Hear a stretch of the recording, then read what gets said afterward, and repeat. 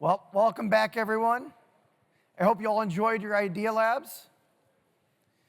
The next session is a favorite for so many conference attendees because we get to hear and listen to an unfiltered conversation between adults with CF about their lives. And today's session is titled, I Am CF, or Am I? We are thrilled to have Fanny Vlahos here to moderate the discussion with the journey to find your identity without letting CF identify you. Fanny joined us with two panelists who you will see on the screens momentarily. They are Jennifer Kyle, who is coming to us from Glen Burnie, Maryland, and James Richardson, who is signing in from Los Angeles, California. So please give Fanny, Jennifer, and James a warm welcome for me. They not like us. They not like us. They not like us. They not like us. They not like us. All right, yeah. They not like us. You think the Bay gon' let you disrespect Pop? I think that. Hi, everyone. Okay. So, before we get started, I just wanted to take a moment and acknowledge all of the CF volunteers and our allies, and especially Andy Lippman, who's a former Alex Award winner. So if we could just take like a brief pause and remember those. Thank you. Okay, so I have my trusty little notes here and my tissues just because. Okay, so I'll start off telling you a bit about myself. I am a 44-year-old CF patient, and I was born and raised in Canada. Woo! Yes! That's the response I was hoping for.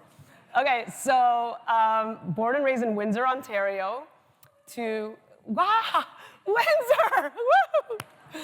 Woo! To Greek immigrant parents, and my parents don't speak English very well, so when I was diagnosed when I was little, I was about 3, it was really difficult for them to be trying to figure out public transportation, getting me back and forth to doctors. And when I was born, the life expectancy was 14, so they told my parents to enjoy me because they wouldn't have me into high school.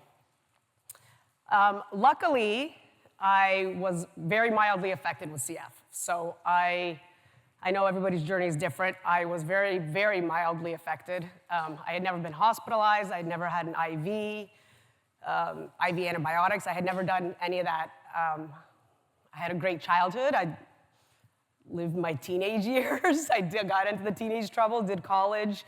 I graduated from the University of Windsor Law School and the University of Detroit Mercy Law School in a joint program. And nobody really knew about my CF. That was kind of a part of our old school mentality. Kind of you grow up, you keep your mouth shut, you don't tell people, illness equals weakness type thing. You don't need to broadcast it to the world. And so that was how I grew up. And not very many people knew at all besides my immediate family. I had a couple of best friends. But nobody needed to know because it didn't really, aside from a little nagging cough once in a while, there was nothing that really affected me. I met the love of my life, this handsome guy right here. And so, yay, Bobby. And then I moved to the Chicago area for him. He didn't want to move to Windsor for me, so I moved to the Chicago area, and shortly thereafter, sometimes I feel like I pulled a bait and switch on him. When we started dating, I was, like I said, very, very mild. And I told him I had CF, but I said, I don't know what that's going to look like. Things could explode tomorrow, 3 years from now, 10 years, 20 years from now. I don't know what that's going to look like. And he married a young, healthy, vibrant lawyer. He thought, well, it's going to be a great life. Fast forward, got married. A couple years later, I got pregnant with the absolute miracle of my life. See, already freaking...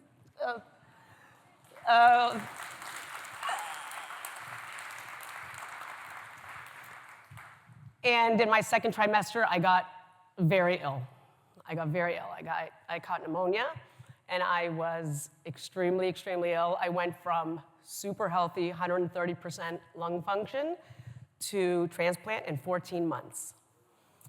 That's right. So I had doctors telling me that I was waitlisted in March of 2012. I had doctors telling me if I didn't get a transplant, I wouldn't see Christmas with my baby, and my husband would be a single father. And so I was transplanted in May of 2012. And my journey, I don't really see it as a journey with CF because I didn't suffer with CF too long. I suffered with CF for a very brief moment in time, and my journey since then has been more of a transplant journey. And so with transplant comes everything is exacerbated. My risk of cancer, I've battled breast cancer, I've had over 11 surgeries, GI issues, there's been issue after issue after issue post-transplant. And so I don't know what my CF journey would have looked like if I didn't get super ill during my pregnancy, but I'm here now, I'm vibrant and strong, and I'm back to practicing law, and I'm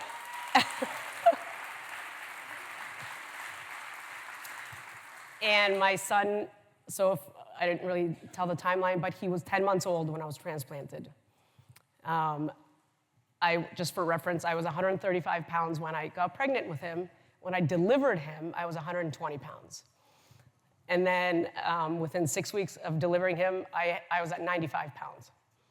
And so my mom, which is another thing that'll trigger me, my mom moved in with us, and big fat Greek family, everybody's back in Windsor, siblings, aunt, uncle, cousins, everybody's there.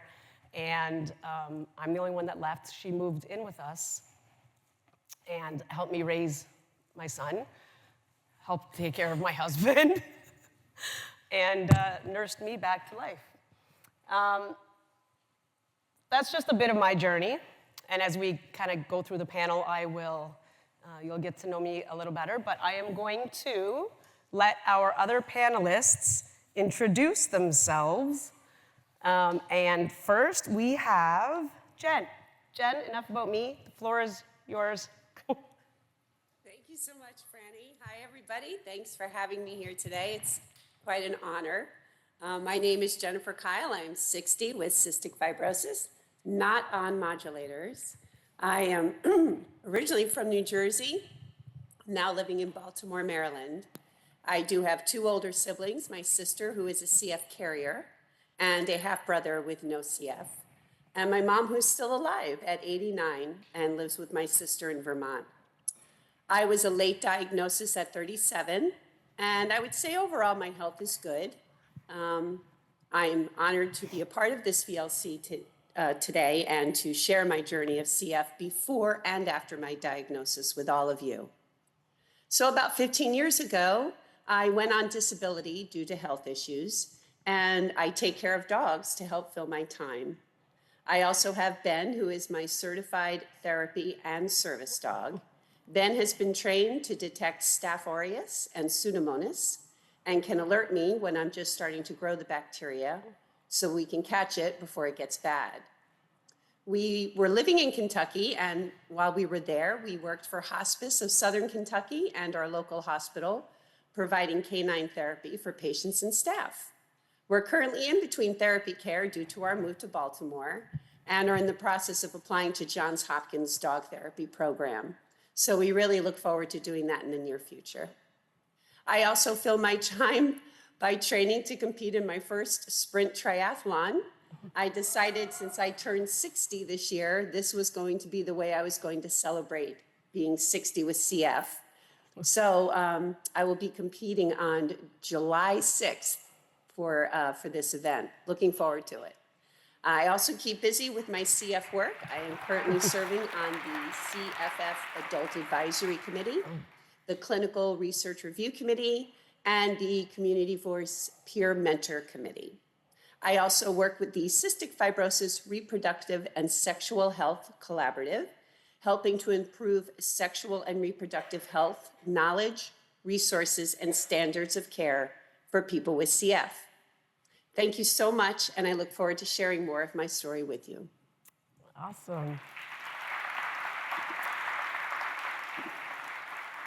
Thank you, Jen. Thanks for sharing. James, why don't you introduce yourself? Thank you. Thank you, Fanny, and thank you, everybody, for having me. It's an honor and a privilege to be here. My name is James Richardson.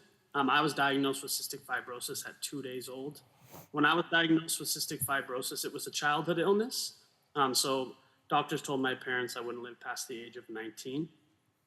Throughout my entire life suffering with this illness, there's so many things that I've analyzed with the illness and tried to understand, which I'm sure many of us with cystic fibrosis or chronic illness in general have had these thoughts. I really, struggled with this illness for over 2 decades. I was very, very sick for about 26 years of my life, my childhood into my adulthood. I never took a deep breath for 26 years. I suffocated almost every night in my sleep for 26 years. I coughed chronically and had to do multiple hours of breathing treatments every single day for, over 2 decades. As I was getting older with cystic fibrosis, I was very sick when I was about 26, 27, low 30s in lung function. I didn't have much of a choice to make. I was in a little bit of a pickle between getting a lung transplant or, passing away. It was a very difficult thing for me to try to understand as a young kid. Trying to understand the thoughts of, not being here anymore with my friends and my family and having to leave this world. When I was 26, after my CF got really, really bad, like I said, in the low 30s lung function, Trikafta came out. And I was weary about taking Trikafta because I didn't know much about it. And I didn't have a choice. I was between lung transplant, Trikafta, or not living. So I was in a bit of a bond there. But I ended up taking Trikafta. And within a month of me taking the new drug, my lung function went from the low 30s over 117%. I'm now 31 years old, about to be 32 next month. I run my own personal training business here in Los Angeles, and I teach boxing. And for the reason why I started advocating for the community is because during these times of loneliness and suffocation and just darkness with this illness, there was nobody that I could ever really look at for support or hope or motivation. And a lot of people in our community struggle with this. And I wanted to be that person for our community to show people that they have hope. There can be a silver lining in this. And now I'm here 31 years old and I'm healthier than I've ever been. I help the cystic fibrosis community by giving away free nutrition workout plans to anybody in the community with cystic fibrosis to be able to raise their lung function and keep them healthy. So I really thank you guys for having me here. It's a pleasure and an honor to be with you. Thank you.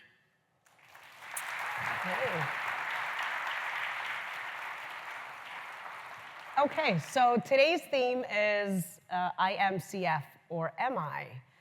The rhetorical question. I chose that for a variety of reasons. First and foremost, I think it resonates with everybody, no matter how we label ourselves.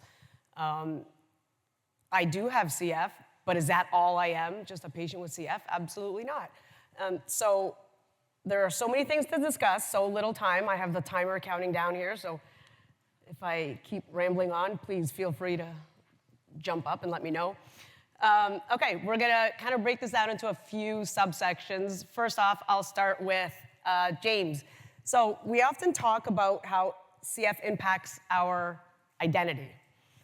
But I know we're so much more than just CF, right? How do you define yourself broadly? How does CF factor into that definition? Yeah, I think that's a great question. I mean, it just depends on how we identify. People can identify us one way and we can identify ourselves another way. I've just learned from sharing my story with this illness, you're never going to be able to control how people identify you when you start to express what you've been through. A lot of times with illness and anything that we go through that's hard, when we start to express ourselves, the first intuition is to feel pity. We're sick. Oh, I'm so sorry.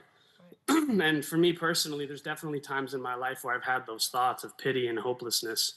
But as I've gotten a little bit older and started to try to analyze this, I think that my identity it's not my whole identity, cystic fibrosis, but it's such a huge part of me. And it transcends into my personality, how I am as a person, the empathy and wisdom and strength that I've gotten from the illness. So I think that, I've just learned to not to pay too much attention about how other people identify me when I tell them that I have a chronic illness and tell them my story. But I just try to stay strong mentally and just take what has been given from the illness and the positive things that I've gotten from it And I think that that's very important, especially when we're trying to find ourselves with something that's trying to take us out every day. It's very difficult to even have an identity at all because it's so surrounded with this illness. But I think that if we look at the positive side of things and what we've gotten from the illness, I think that that's one of the most important parts of trying to find your identity through the illness. You have an illness and it's something that disrupts your life, yes, but it doesn't have to be everything. It can just be an actual better part of your personality and your character. Right. Thanks, James. Jen, how would you define yourself? What do you think? How do you think CF factors into that? So I guess I was lucky that the first 37 years of my life, not having a diagnosis, I didn't have that label.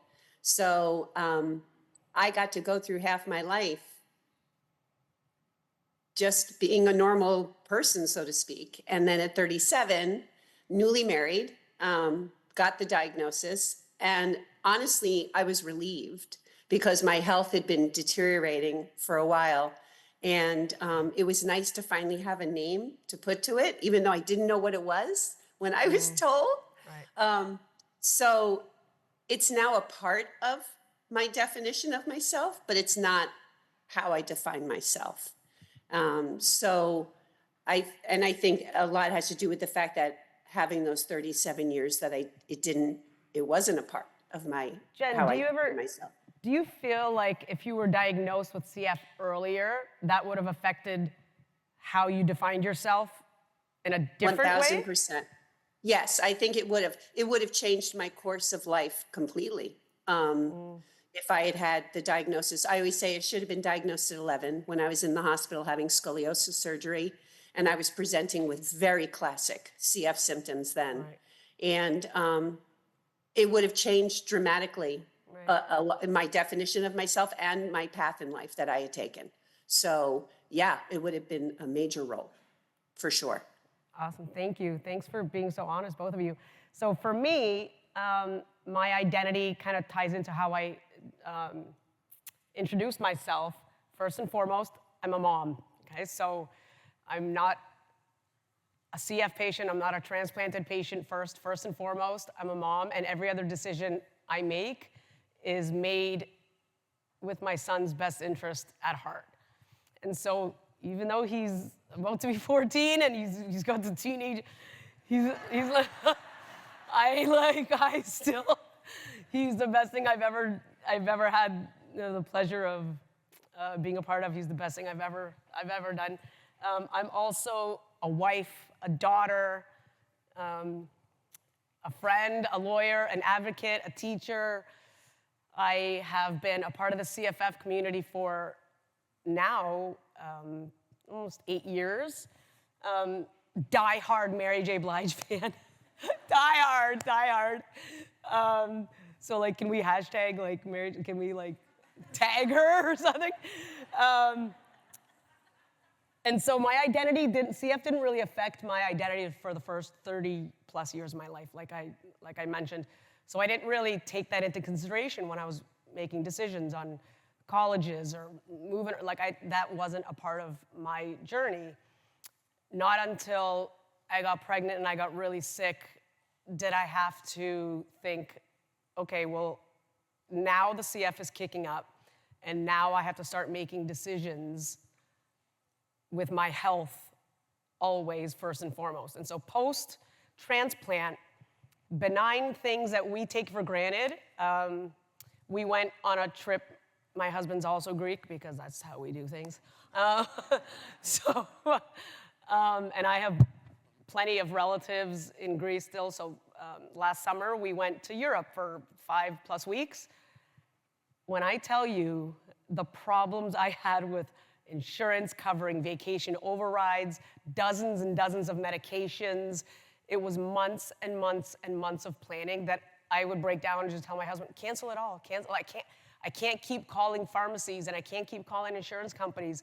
So there's always that underlying, sure, let's go here or do that, or maybe, we can engage in this activity. I always have to consider, okay, so even dinner, let's go for dinner. Oh, I gotta bring my meds with me. I have to make sure that it's at certain times, or I'll start feeling different things. So my day-to-day decisions now are all foundational to my transplant. And that's that push and shove between what's best for my son and what's best for my health. What's best for him would be to have a strong and healthy mom. And so I need to prioritize my health in order to be able to be the best mom and wife. And so my identity now is not so much as a CF patient as it is a transplanted patient, because I have considerations physically that a lot of CF patients wouldn't otherwise have. And by the way, that includes, I met my donor family. And so our news station actually did a couple stories on us, and I met his sister. He was a 27-year-old man from the south side of Chicago, and I met his sister, his brother, his 2 kids, and eventually down the road a couple months later, his mom. And we have become kind of this quasi-family. Like, I'll get texts, and we'll text each other every so often. His mom will text me and say, "How's my grandbaby doing?" And she's talking about my son.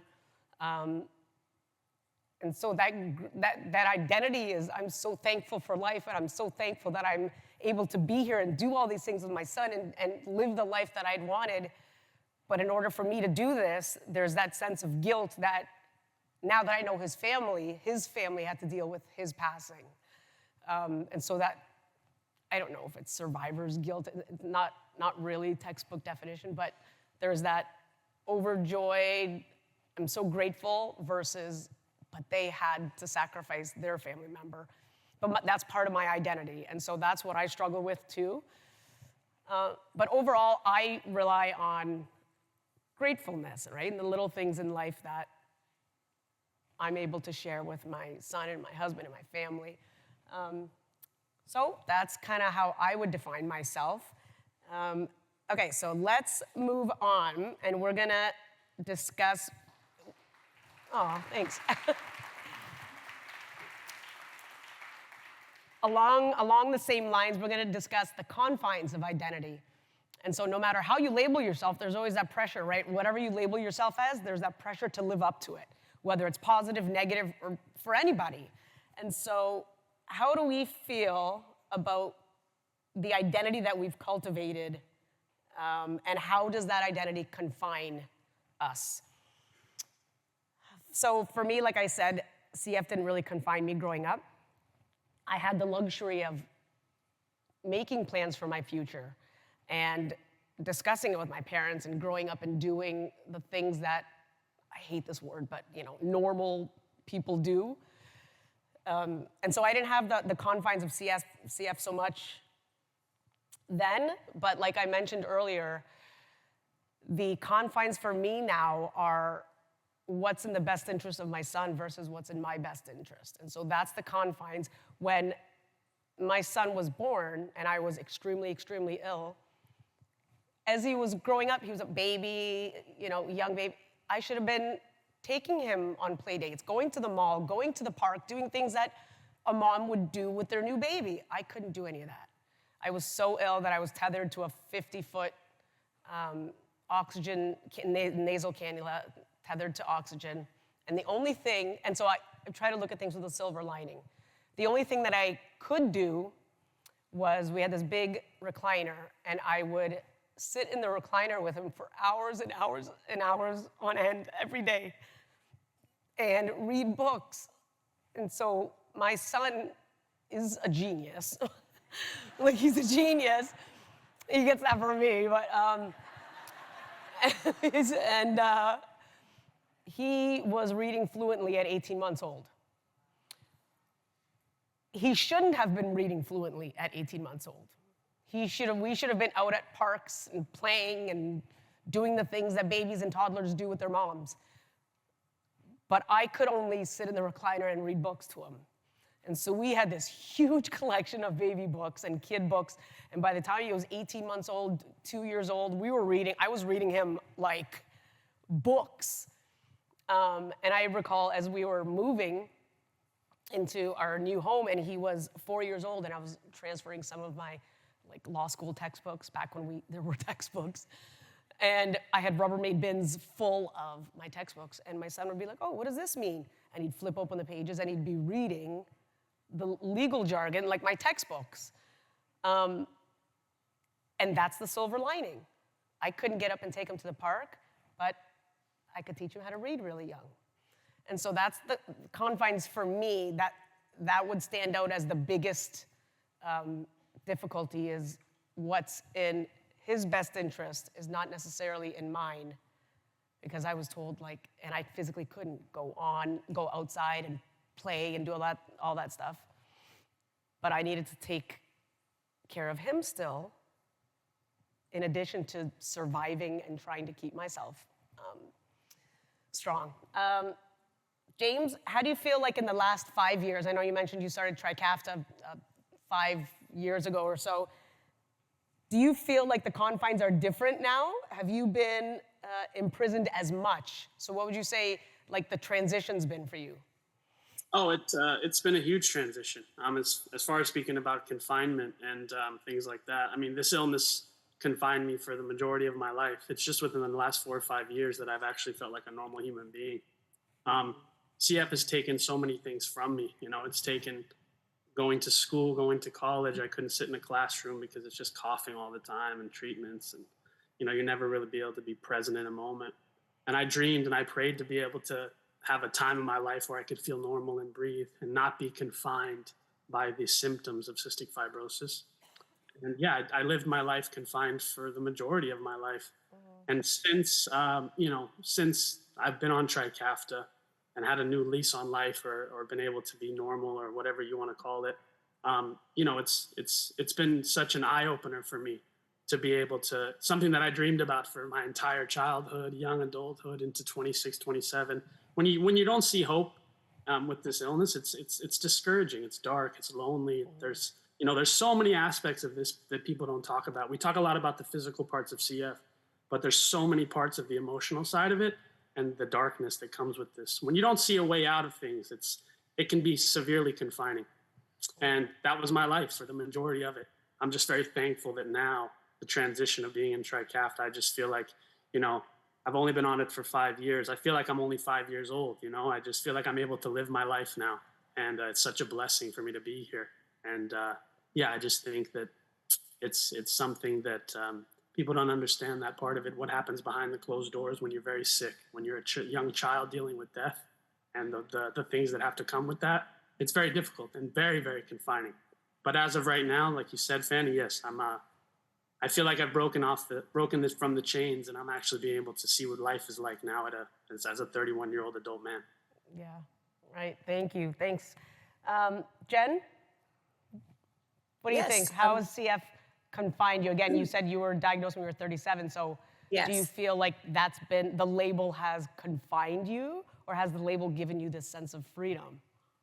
It's done a little bit of both. So, like I said, I was lucky because I was able to start my career path without knowing I had CF. And so, what any person would do is go into teaching dance, physical education, and health. That's just makes sense, right? So that's what I did as my career. And that's why I had to go out on disability in my 40s because my health was now suffering, being around the students and the germs and all the fun stuff. Kids are girls, right? Yeah. So I never felt ever up until that point that CF confined me. But when I had to have the career that I absolutely loved with all my heart and soul and fully defined who I was, taken away from me, that was the first part of confinement for me, having to reinvent myself at still quite a young age, I felt. And so I did it because that's what I do. And so now I do my dog thing and By the way, dogs are no different than fourth and fifth graders, just so you know. And it's true. So I have that, but there are these moments where I do get my frequent exacerbations, which I'm having right now. And when I'm in that hospital room going on day 4, day 5, and I'm getting very antsy and want to get the heck out, and I start to feel the physical confinements along with the mental and emotional confinements that come with it. Those are the hardest moments for me. So I push through. I get permission to leave the floor so I can take long walks throughout the hospital so I don't feel as confined. It helps me to clear my head and centers me.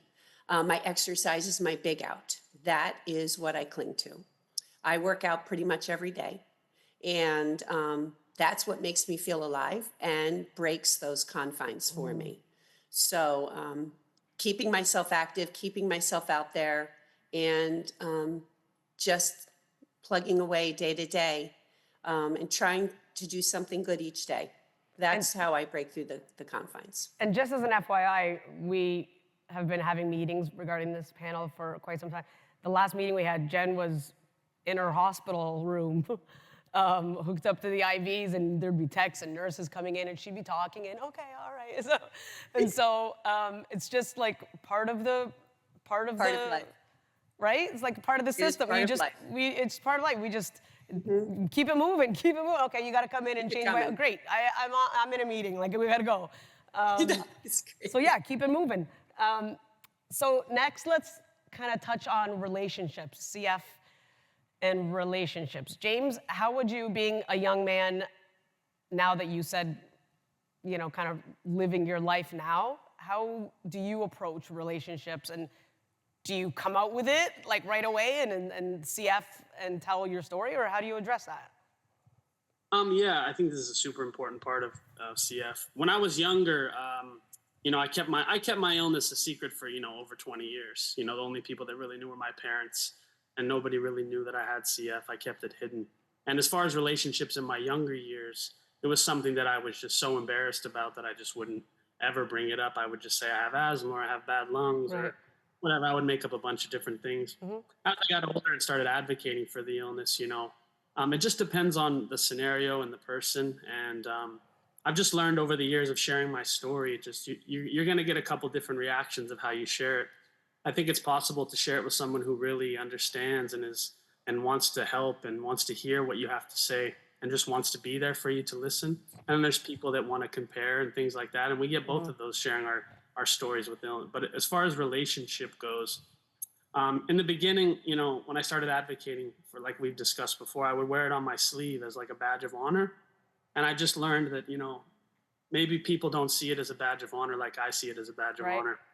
And I just now, as dating and at my age now, it's more of a personal part of my life to a certain extent. You know, I can give a brief description of what I have, but as far as like in depth of what I've been through, I think that that's something that as you grow in a relationship with somebody, you can start, you know, peeling back those layers, so to speak. And I think, you know, it just adds, it can add another layer of, you know, love in a relationship, because if someone else that you're trying to have a relationship with has been through something, you know, severe, anything in life, it can connect you and solidify that relationship and love Especially if they support you through it all. Right, exactly, yeah. And but I've definitely been in situations where people are turned off and don't want to have anything to do with that, because, you know, you were dealing with somebody who, you know, I can tell you that I have CF, but and then I can tell you that I was given 19 years to live, and that scares people. You know, oh, okay, if we fall in love, and what happens if you pass away? I'm in a relationship with someone who's sick and dying. You know, it's a tough deliverance, and most people don't want to hear that. Most people don't want to get in a relationship with somebody who's chronically ill and maybe could pass away at any That's right. time. So it's definitely a difficult standard to try to adjust to. Yeah. But for me, now I just kind of base it on how I'm feeling, and you know, I have CF, and people know that I have CF, but there's parts of depth with CF that I just pick and choose who to share those things Right. with. But I think that you know, the right person will come and accept you for who you are, no matter So what it is. along those lines, the right person will come. I heard through the grapevine, you are a reality TV star. What do you? I don't know. I don't Are know we going to about see a that. Bravo special? What's going on, James? Tell us. What was that? I went on a dating show, and I just, I had to put myself out there with chronic illness, and I think that's an important thing to touch on too. I think that sometimes we let chronic illness leave us behind the door, and we don't want to go out and just, go out and do things that normal people do. We feel like we Right. can't do it. Oh, I'm scared to go out there and just put myself in these positions. But it is what it is. At the end of the day, you have to put yourself out there, and everybody Yeah. deserves love, and we deserve to be in relationships. So yeah, I went on a dating show. It didn't work out, but I'm here now, and It didn't work out. no, it didn't work out. That's why I'm here, still single. But yeah, so it's but it's something that is important, I think, too. Like dating Right. with chronic. Because Yeah. sometimes we can have so many things missing that other people have in the world Right. when we start to look at other people's lives and like, oh, I don't have that, or I don't have that, I don't have this. And so a lot of times love in a relationship is a big part of that. But having love in a relationship with somebody who really, really loves you, even if you have a chronic illness, can eliminate all those other things that we try to compare ourselves with Yeah. the regular. So I think that, it's just very important to just, pick and choose, and use your intuition, and you'll know who to explain your Right. story to. Now, using intuition, we'll pivot over to Jen. Jen, I know through our discussions over the last few months that you were married and then you got divorced, and now I'm not saying this in a derogatory, and we've discussed this before, but how do you date as an older woman? Like, Please, you're you're absolutely right. transitioning into a new life as an older woman, getting Yes. back into the dating scene now with a Yes. newly diagnosed disease too. So Correct. how'd you navigate that? Yeah, that's a great way to put it. And Yeah, you look because I great got for 60, by diagnosed- the way. You look great. Oh, ooh, thanks. It could be the makeup. So They're clapping, Jen. They're clapping, Jen. So when I got married and was newly diagnosed, fast forward, I get divorced, and I'm in my early 50s. And I was in a very emotionally and mentally abusive marriage. So I needed time to heal from that. And everybody knows after divorce, the first year is just a year of doing that, of Right. mourning, healing, all of those things. But then I realized, oh, I get to reinvent myself. Oh, I could be whoever I want to be at this point. Oh my gosh, this is really cool. So then I spent the next 3 years trying to rediscover and reinvent myself at this, middle-aged life with cystic fibrosis, and I was loving it. I was having the blast. I went back and started studying ballet again with the Princeton Ballet Company, and I was going out with friends and just having the life. And then finally, 4 years post divorce, I decided I was ready to start dating. And what the fun was in that is, of course, now when I was dating in my 20s, it's a whole new world in your 50s. Right. You can have apps and all that Right. stuff. So now I'm having all these younger friends help me with the apps and how do you know when you're getting scammed and all this other stuff. And what was fun was I decided that when I would go on these first dates, I wasn't going to say a word about my CF Right. because they didn't have to know. Most first dates don't go anywhere. Right. So why have to bring all that up? It's not Right. even worth it. And Not that ended up- deep. It was fun because I just got to go out like a normal person again and go out on these first dates. And yeah, majority were terrible, but it was fun. I still had a blast because I got to drive home laughing that they didn't even know really who I was. And so it was kind of fun until I met the love of my life. And I was like, Aw. yeah, I gotta say it. I have to tell him. Just an incredible human being, a wonderful man. And when I told him, it just kind of came out. And this was on our first date. And I was surprised it came out. And of course, wouldn't you know, as soon as I say it, I go, oh my God, I really have to go to the bathroom. And I leave him with this big nugget of, hey, by the way, I have this disease. I got to go pee. So he apparently starts looking it up on his phone while I'm gone. So by the time I get back, he's reading all about cystic fibrosis, which I thought was pretty cool. And the rest, as they say, 4.5 years later now is history. Right. He's just, you know, like James said, when you have somebody who can be understanding, compassionate, open to all that it brings, and all the trials and tribulations and ups and downs that come with this disease, and that person wants to sit next to your hospital bed or climb into your hospital bed with you, and spend the night as he's falling asleep with his head on the railing of the bed, you know, Right. you know, this is a special Right. person. Yeah. And, you know, and so it makes the journey with CF just a little bit easier. That's right. Yeah. So Yeah. my story, I hate to be redundant with this kind of over and over again, but at different stages in my life, I would lead with CF differently. The first, you know, in my life pre-husband, I didn't really share CF with I had boyfriends before your dad. So like, there was no need to just come out and say like, oh, by the way, because I wasn't that sick and it wasn't that deep. And even the relationships that were longer in duration, I told them, a few of them I told, but it never really materialized into anything because it doesn't really matter. I had CF and it was like, okay, you have CF, but there's nothing wrong with you. And then I met my husband when I was 26 and it was long distance, by the way. So I was in Windsor, he was in Chicago. And 6 weeks into our relationship, and I was like, okay, so I don't know if you know a lot of Greek people, but if you introduce somebody to your parents, it's like, oh, you got to get married like next month. So it was his first time visiting, like I was going to introduce him to my parents, and I told him I have CF, and he didn't know what it was either. And I don't know, did we have cell phone? Like, did we have phones that we could look that up? I don't recall, but.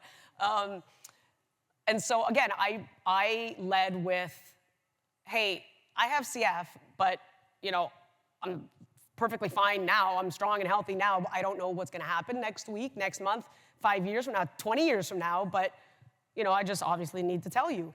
And his response was very, very even keeled. And he's an engineer, and he's always even keeled. There's no temperament like mine. We balance each other out pretty well. And he was just like, okay, you know, we'll just do what we got to do. If something pops up, we just take care of it. And nothing popped up until after we got married. And at that point, actually, I did tell him prior to us even getting engaged, I said, before you propose, I'm going to want you to get genetic testing done. And so that was the first time I think that for both of us, it became real, like, oh, CF does have to play a part in our future planning.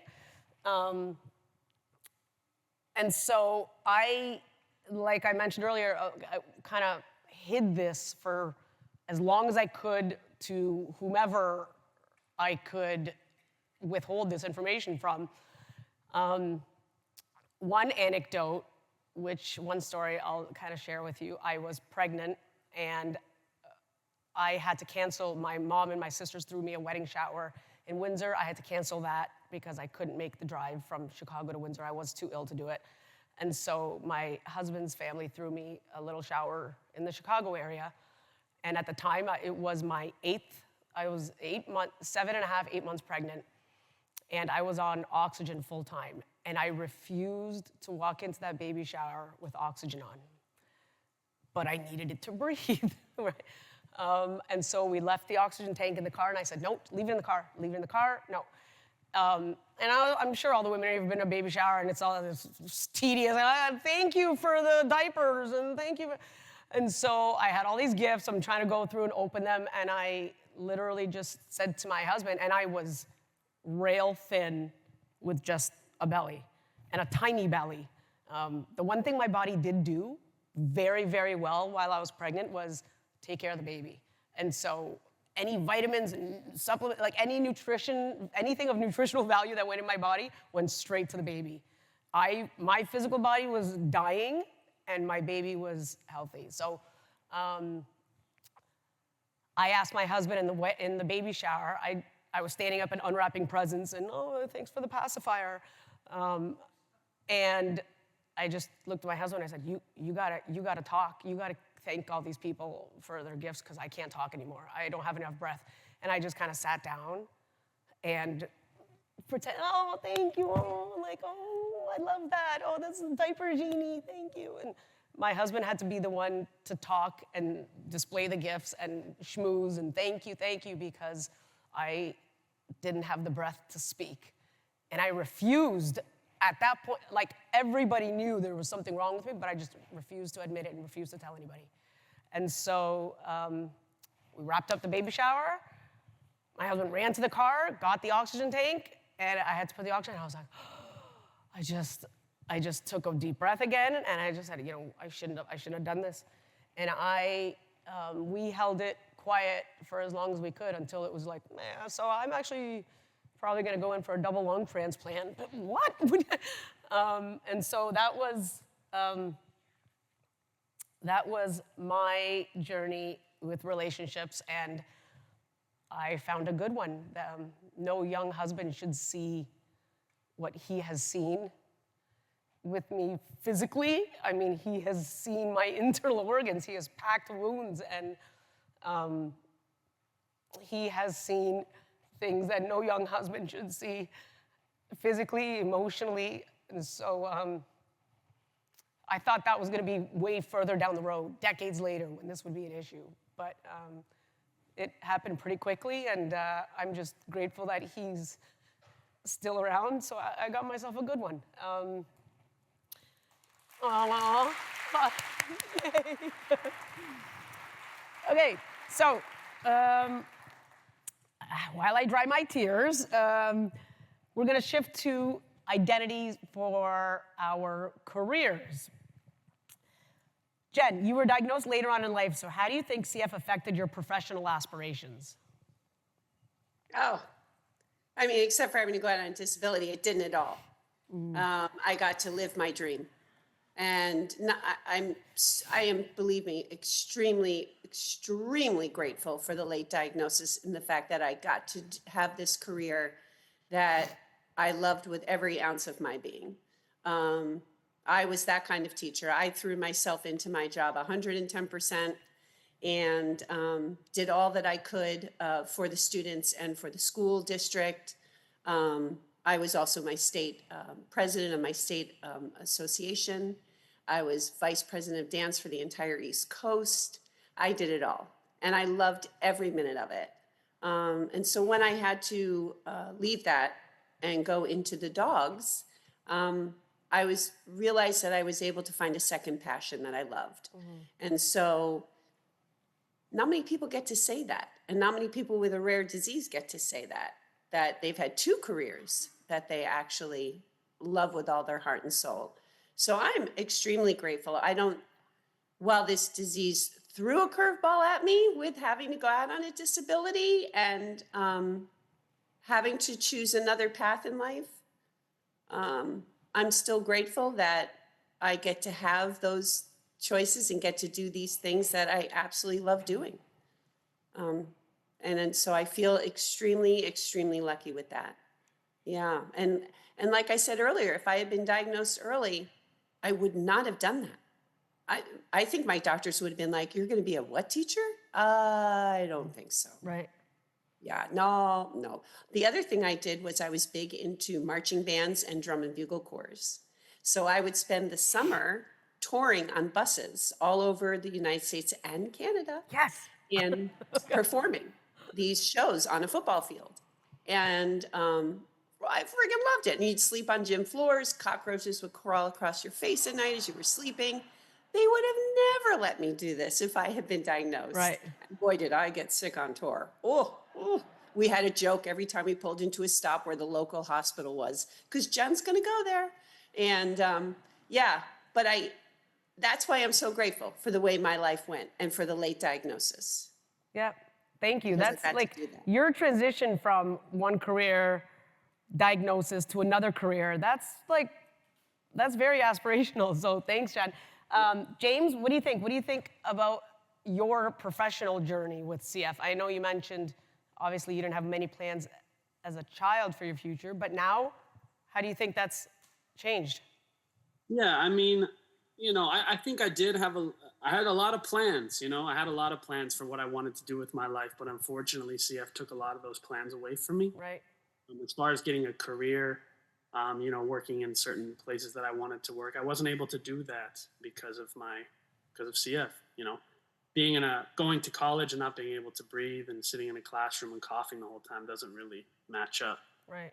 But I dealt with that. That's a hard pill to swallow when all your peers are going to college and your friends are getting jobs and they're having careers and they're interested in something, and you're pretending to be that person. Right. But in the back of your mind, you're just a sick person trying to navigate life. So for me, I gave up on that at a young age. I kind of was forced to, but I got myself after I was a little bit healthier. I'm not to say that I didn't have ambitions and I didn't try during these times. I always tried, I never stopped trying. I tried to put myself in these positions. I tried to go to college. I tried to get a career. But the things that I learned during the time of me trying to get a career, of just getting these life lessons of, how to navigate death in a way, how to navigate an illness that was trying to destroy me, transitions now into me working for myself. With this illness, a lot of times we come out with a different perspective on life. Absolutely. And for me, a career that's a good thing. But when you're struggling for your health, a career doesn't matter at the end of the day. That's right. So my perception on life changed so differently. I just try to live my life day by day now, Right. and just, take every day as a blessing and don't take it for granted, because Right. you can have a career and that is great. It's great to aspire for great things in life, but when your health is taken from you, trust me, none of that stuff matters. That's right, What that's matters right. is your family and the people that love you. That's But right. that's now in my certain position in life, I was able to, go out on my own and try to do something for myself.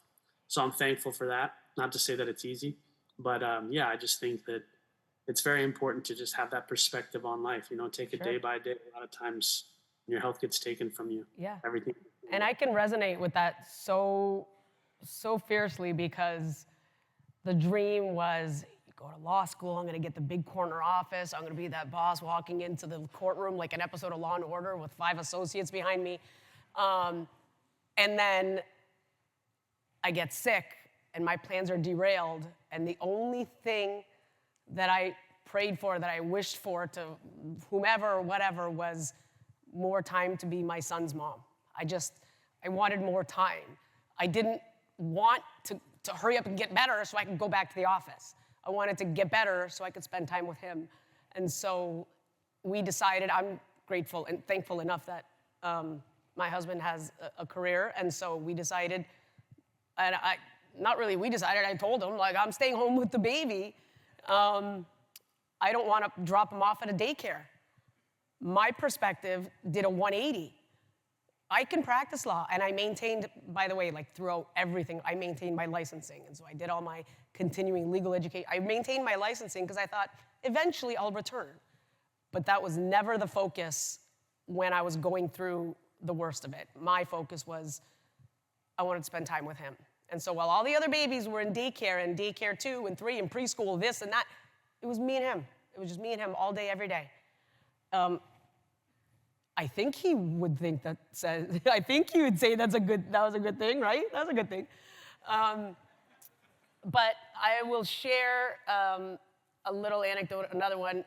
So you're in high school, and you kind of go through that normal process. You go to the counselor's office, and you discuss colleges and undergraduates and what do you want to do. And I went to a counselor. I said, hi.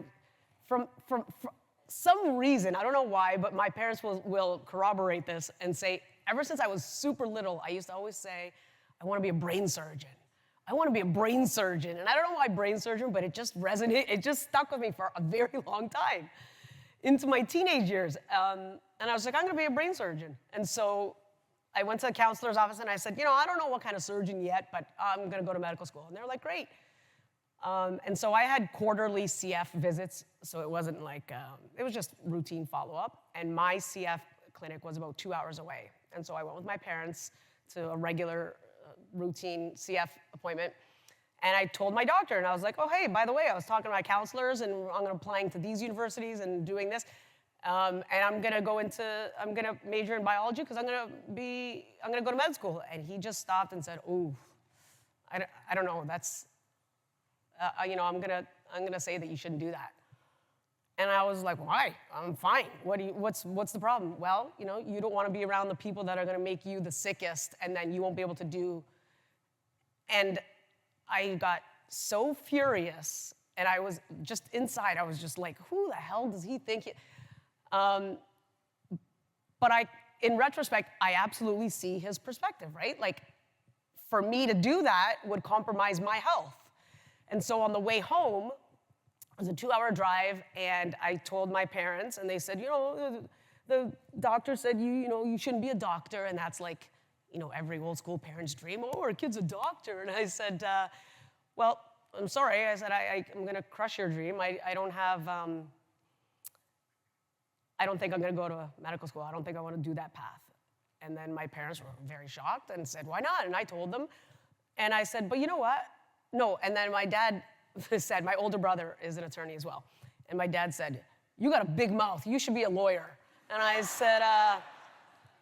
said, bingo, that's great. And so I kind of thought about it more. I was always like winning debates and moot courts. And so I was like, that's fantastic. And in that moment, and then I started law school, and I said, this was absolutely the right decision. This was like my love, my passion, and then I got the social justice part of it, so I'm not, I didn't go into it for the money, I wanted the social justice part of it to be part of my identity.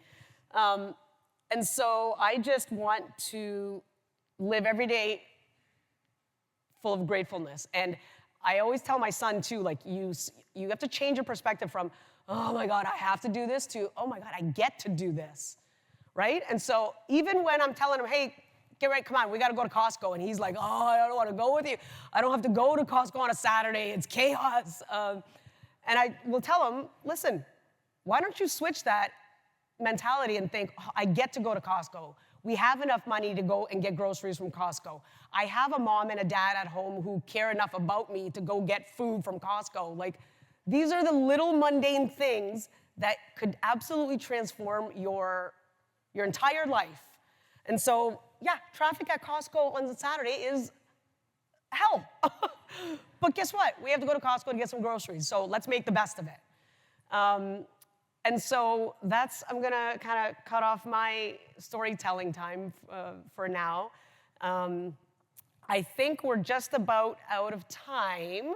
That's kind of gone by a lot quicker than I thought. And so I just want to thank Jen and James so much. We've been planning for this for months. And so I feel like Jen, James, and I have become like this very, very tight. And so I appreciate all your time, all the meetings, thank you so much for committing and being so honest and authentic with your answers too, because I think a lot of times the darkness gets overlooked, right? It's not just rainbows and, oh, I have a disease, but I'll get through it. No, that's not what life is like. And so I am super grateful that you guys contributed all this time and energy. And I want to thank the audience. Thank you both in person here and the virtual audience. Thank you so much for paying attention and hopefully and enjoying this hour with us. Thank you to the CFF for giving us this platform. It's hugely important. And specifically the people I've worked with, and Shelley and Claudia and Laurent and Aaron and so many others that throughout the years that I've worked with. Just quick anecdote, I'm going to go back to Dr. Erin Lowry at Loyola. I was telling her, I'm not doing any press, I'm not doing any stories, don't call the Tribune, I don't want, and she would constantly say, how about you do a PR? How about we do this? How about we do it? And I was like, nope. And then in 2017, she said, I want you to talk to Dr. Farrow at the CFF, and I want you to consider coming out with your story because you would be such a voice for the CFF. And begrudgingly, I was like, listen, I told you, and we were friends, and I was like, I just told you, I'm low-key, I don't want to discuss this. I don't want to lead with that because then I'm labeled the sick, pity, sick girl, and I don't want that label. And I agreed. And so in 2017, I met with Dr. Farrow I was part of the inaugural consortium group, and I've been involved with CFF ever since. And so, thank you. So I appreciate all of your time, and I know there's festivities today and tomorrow, so everyone have a great night, great weekend, and thank you. Thank you.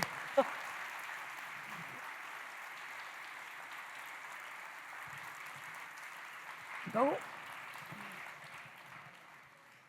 Baby love, I think I've been a little too kind. Didn't notice you walking all over my peace of mind. And the shoes I gave you as a present, putting someone first only works. Wow, that was really nice, wasn't it? Yes, what an incredible way to cap off the day. Thanks again to Fanny, Jen, and James.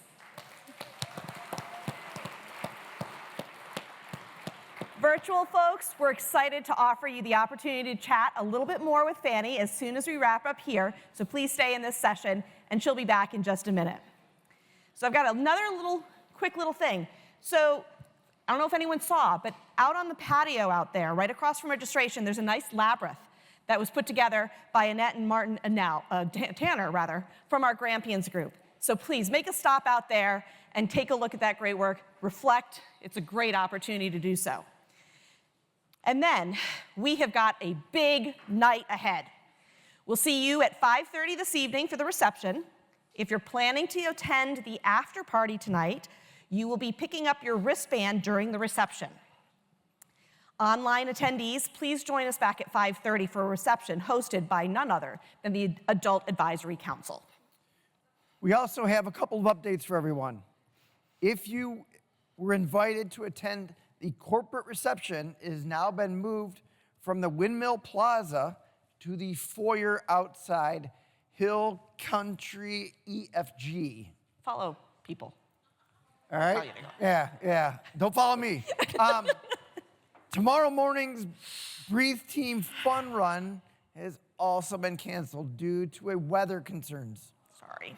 Yeah. So you can And so is sleep in. maybe the fun float on the lazy river. So we're all looking forward to getting up bright and early, but we know everyone can now sleep in. So tonight, Hang on, we got more coming. Tonight at 6:15, we invite you all back here for our celebration dinner. Our virtual audience can tune in back in at 6:45 when our award ceremony formally kicks off. Again, 6:45 for those of you joining us online. Thank you so much, and see you later. See you later. All right, now you can go. Now you can go.